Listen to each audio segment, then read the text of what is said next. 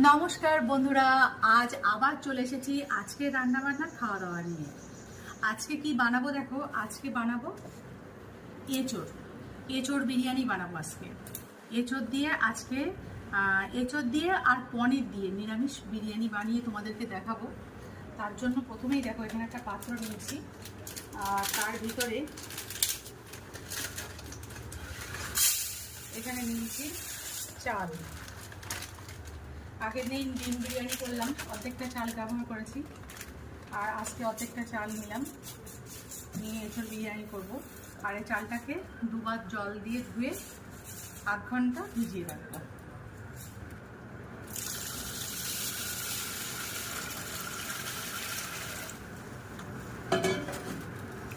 চালটাকে ভালোভাবে ধুয়ে নিতে হবে। চালটাকে প্রথমে দুবার ভালোভাবে ধুয়ে নেবো জল পাল্টে, তারপর এটাকে আমি ভালোভাবে জল দিয়ে ভিজিয়ে রাখবো আধ ঘন্টার জন্য।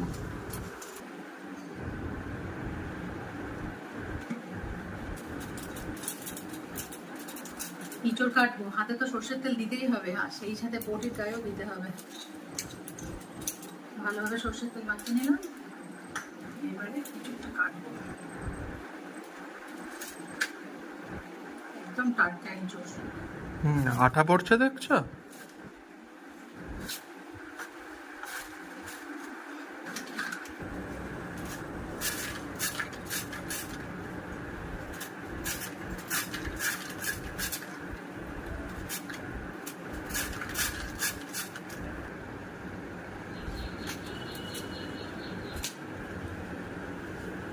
এঁচোড় বিরিয়ানি করার জন্য এইভাবে কিন্তু একটু বেশ বড় বড় সাইজ করে কাটবো।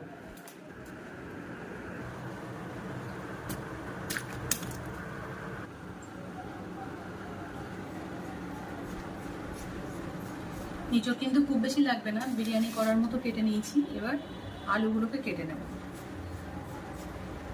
বিরিয়ানি করার জন্য যেমন আলু আমরা কাটি ঠিক সেইভাবে কিন্তু কেটে নেব। আলুটা কিন্তু এরকম বড় বড় করেই দেবো, একদম বিরিয়ানিতে যেমন আলু দেয় ঠিক তেমন। হ্যাঁ, বিরিয়ানিতে ছোট আলু তো ভালো লাগবে না। না, বড় সাইজের আলু। মা, তাহলে এটা নিরামিষ বিরিয়ানি হচ্ছে তো বলো? হ্যাঁ, নিরামিষ এঁচোড় বিরিয়ানি।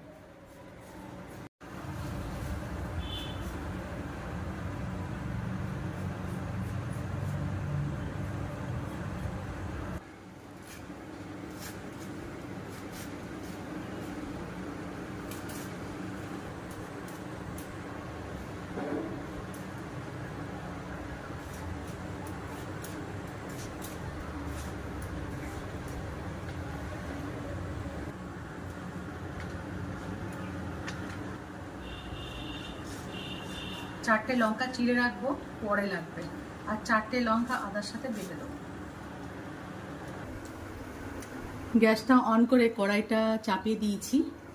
জলটা একটু গরম হয়ে গেলে এবারে এর ভিতরে দিয়ে দেবো সামান্য একটু লবণ, আর দিয়ে দেব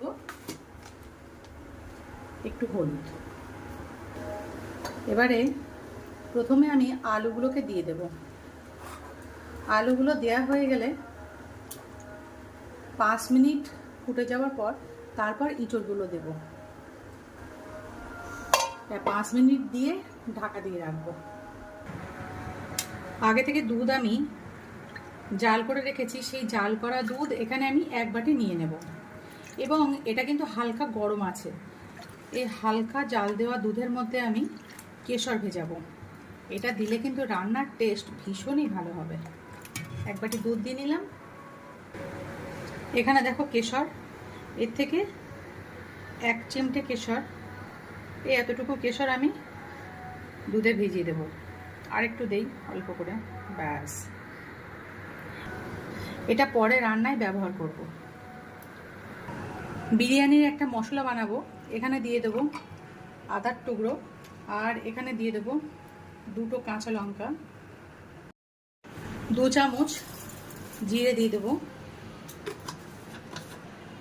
মরিচ দিয়ে দেবো 1/2 চামচ। এখানে 4টে শুকনো লঙ্কা দিয়ে দিয়েছি। এবার একটু সামান্য জল দিয়ে এগুলোর একটা পেস্ট আমি তৈরি করে নেবো। এগুলোর পেস্ট তৈরি করে নেওয়া হয়ে গেলে তারপর এখানে এই টমেটোগুলোর একটা পেস্ট আমি তৈরি করে নেব। এই 5 মিনিট হয়ে গেছে, এবার ঢাকনাটা খুলে দেব। খুলে দিয়ে এখানে ইঁচড়গুলোকে দিয়ে দেব। ইঁচড়গুলোকে দিয়ে 5 মিনিট কিন্তু একটু সিদ্ধ করে নেব, খুব বেশি সময় সিদ্ধ করব না। 5 মিনিট হয়ে গেলে এগুলোকে আমি নামিয়ে নেব। সিদ্ধ হয়ে গেছে, এবার কড়া থেকে এটাকে উঠিয়ে নেব। কড়াইতে জল দিয়েছি, জলটা গরম হয়ে গেলে এখানে 1 চামচ লবণ দিয়ে দেব। এখানে দিয়ে দেবো একটা তেজপাতা, আর দিয়ে দেবো গোটা গরম মশলা। এবারে এই গরম জলে চালটাকে দিয়ে দেব। চালটা কিন্তু এখানে 80% মতো কুক করে নেব।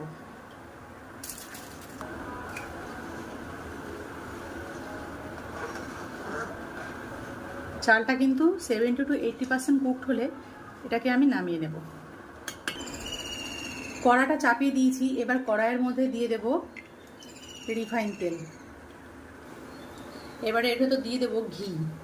তেলের সাথে ঘিটাকে মিশিয়ে একবারে তারপরে আমি রান্নাটা শুরু করব। এবার প্রথমে আমি পনিরটাকে ভাজা করে নেব। পনির ভাজা হয়ে গেছে, এবার পনিরগুলোকে তেলের থেকে উঠিয়ে নেব। এবার আলুগুলোকে ভাজা করে নেব। আলুগুলো ভাজা করে নিয়েছি, এবার আলুগুলোকে তেলের থেকে তুলে নেব। আলুগুলো তুলে নিয়ে এবারে ইঁচড়গুলোকে ভাজা করব।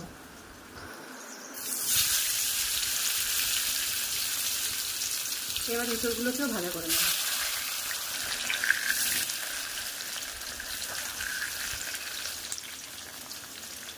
নুন হলুদ দিয়ে সিদ্ধ করেছিলাম, ওই জন্য ভাজার সময় এমনিই ভাজা করে নিচ্ছি।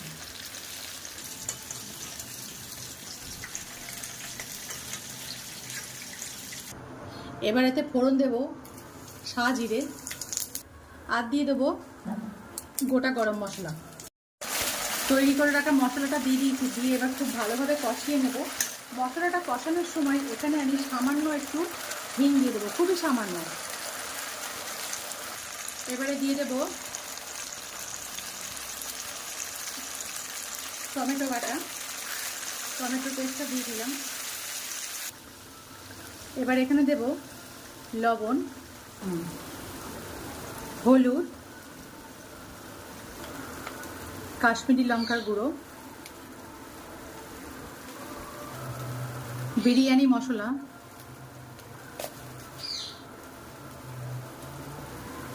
চিনি, দিয়ে দেবো ফেটানো টক দই।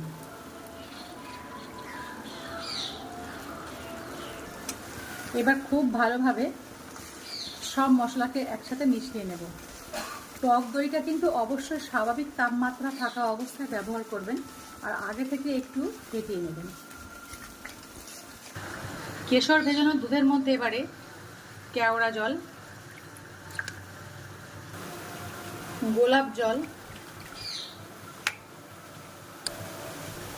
আর এখানে মিঠা আতর দিয়ে দেব।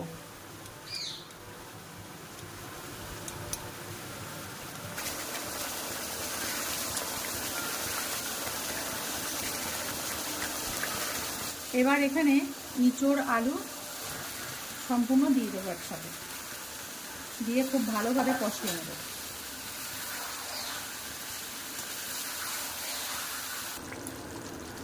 ভালোভাবে কষানো হয়ে গেছে, এবার ওপর থেকে এই গ্রেভির ওপরেই রাইসটাকে দিয়ে দেব।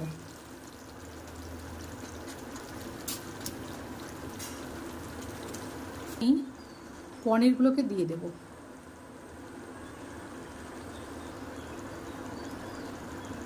এবারে দুধটাকে ওপর থেকে দিয়ে দেব। এতে গোলাপ জল, কেওড়া জল, মিঠা আতর সব দেওয়া আছে, কেশর সব দিয়ে দেবো। এবারে ওপর থেকে কয়েকটা চেরা কাঁচা লঙ্কা দিয়ে দেবো। যে কাঁচা লঙ্কাগুলো প্রথমে আমি চিড়ে রেখেছিলাম সেই কাঁচা লঙ্কাগুলো দিয়ে দেবো। এবারে হাই ফ্লেমে এটাকে আমি প্রথম 5 মিনিট রাখবো, তারপর ফ্লেমটা লো করে দিয়ে আরও 5 মিনিট রাখবো, তারপর অফ করে দিয়ে আবারও 10 মিনিট রাখবো, টোটাল 20 মিনিট। তো বন্ধুরা দেখতেই পাচ্ছ মা এখানে বানিয়ে দিয়েছে একদম গরম গরম নিরামিষ এঁচোড় বিরিয়ানি, আর তার সাথে রয়েছে পনির। তো চলো এবার এটাকে টেস্ট করা যাক।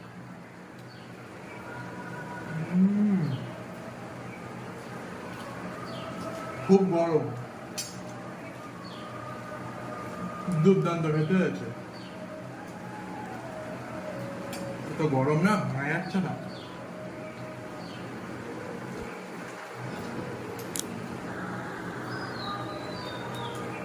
হ্যাঁ, হুম মধ্যে ধরো তোর মা বিরিয়ানি বানায়, পনির ডিম বিরিয়ানি, আবার খাসি মাংস বা চিকেন বিরিয়ানি খাই, কিন্তু নিরামিষ বিরিয়ানিও খাই।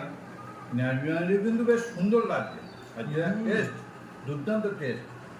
ওকে কম্পেয়ার করে, ও একে কম্পেয়ার করে, কিন্তু আমি দেখছি সব করে বিরিয়ানি খেতে ভালো লাগছে, খুব সুন্দর এবং টেস্টফুল। ইঁচড় বিরিয়ানিও টেস্টফুল, আজকে যা লাগছে দুর্দান্ত, মনে হচ্ছে যেন এবার থেকে ইঁচড় বিরিয়ানি খেয়ে যায়। আর এদিকে দেখতে পাচ্ছ মাও কিন্তু খাওয়া শুরু করে দিয়েছে। ভারী হয়েছে।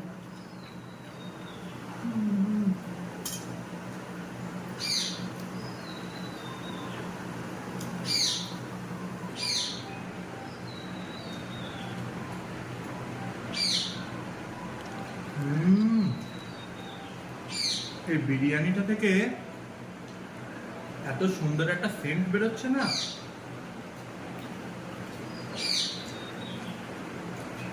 খেতেও হয়েছে একদম দুর্দান্ত স্বাদের।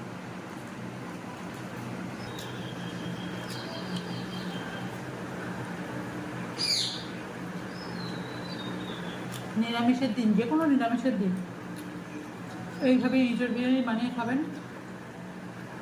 দেখবেন খেতে কিন্তু খুব টেস্টি। আর বানানোর পদ্ধতি তো তোমরা দেখেই নিয়েছো। বাবা আর একটু বিরিয়ানি নেবা নাকি? না, আমি আর বিরিয়ানি নেবো না। তোর মা যা দিয়েছে, মন আর পেট দুটোই ভরে গেছে। তা বিরিয়ানি খেয়ে তাহলে পেট ভরেছে তো? অবশ্যই। তাহলে বন্ধুরা আজকে তো তোমরা দেখলেই আমাদের স্পেশাল খাওয়া দাওয়া।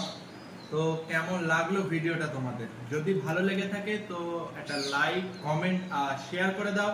আর যদি আমাদের চ্যানেলটা ভালো লাগে তাহলে সরস্বতী দত্ত চ্যানেলটা সাবস্ক্রাইব করে দিয়ে পাশে থাকা বেল আইকনটা প্রেস করে দাও। আর সবশেষে তোমাদেরকে জানাই পবিত্র ঈদের অনেক শুভেচ্ছা। তো আজকে এই পর্যন্তই, বাই বাই।